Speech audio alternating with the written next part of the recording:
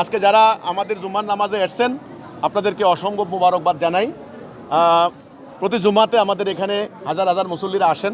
আমরা চেষ্টা করছি সহজভাবে, সাবলীলভাবে, যৌক্তিক উপায়ে, দালিলিকভাবে আল্লাহ রসুলের ইসলামের পক্ষে জনমত তৈরি করার জন্য। জনগণ দেখুক, চিন্তা করুক, গবেষণা করুক, ভাবুক।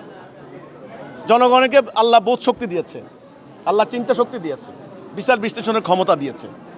মানুষ সত্য গ্রহণ করবে ইনশাআল্লাহ। আমি বলেছি যেটা আমরা বলি নাই, যেটা আমরা করি না, আমাদের নামে যেন মিথ্যা অপপ্রচার করা না হয়। এই হচ্ছে কথাটা। একটা উগ্রবাদী গোষ্ঠী, ধর্ম ব্যবসায়ী গোষ্ঠী, যাদের আপনার হলো নৈতিক চরিত্রের অধপতন সোশ্যাল মিডিয়া আপনারা দেখতে পাচ্ছেন। বলাৎকারের শিষ্য তারা, অপরাজনীতিতে গুজবে এই ধর্ম ব্যবসায়ী গোষ্ঠীটা আমাদের বিরুদ্ধে মিথ্যা বানোয়াট প্রপাগান্ডা সৃষ্টি করছে, হ্যান্ডবিল প্রচার করে, যেটা আমরা বলি নাই, যেটা আমরা করি না, এমন এমন বানোয়াট তথ্য প্রচার চালিয়ে সাধারণ মানুষকে বিভ্রান্ত করছে। আমরা আপনাদেরকে বলতে চাই, আমরা ইসলামের আদর্শ নিয়ে দাঁড়িয়েছি।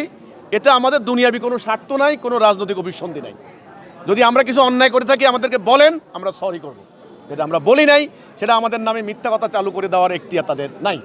তো আজকের এই জুমার নামাজের এই জামে মসজিদের আঙ্গিনা থেকে আমি সকল মুসল্লিকে, কষ্ট করে যারা এসেছেন আমাদের এখানে নামাজ পড়ার জন্য, সবাইকে এই জুম্মা মুবারকে আমি আপনাদেরকে জানাই শুভেচ্ছা, স্বাগতম।